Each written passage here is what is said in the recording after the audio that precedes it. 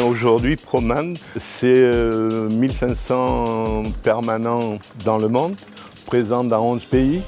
Un chiffre d'affaires 2019 qui dépassera les 2 milliards. C'est à peu près 400 agences sur l'ensemble du territoire français. On fait de l'insertion une de nos priorités.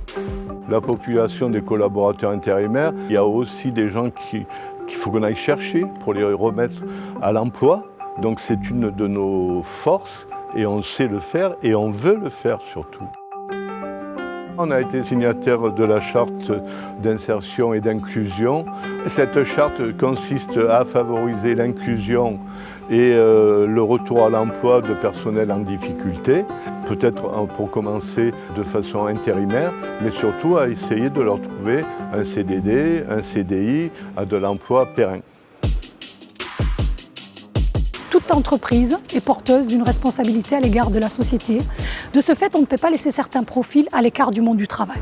Nous avons créé par exemple JobUp, l'intérim solidaire, une structure 100% dédiée au public en insertion. Donc c'est la première entreprise de travail temporaire d'utilité sociale en France. Deuxième action aussi que nous menons, c'est les actions en faveur de la diversité, et notamment l'égalité entre les hommes et les femmes.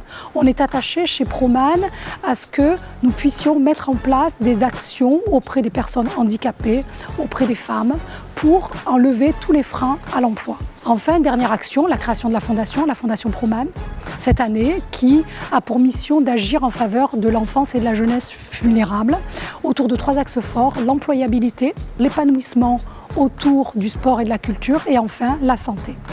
Ce qu'il faut savoir aussi, c'est que cette année, en effet, nous avons été choisis comme étant le partenaire officiel de la Coupe du Monde féminine de football. Et dans ce cadre-là, on a fait le choix de proposer des actions.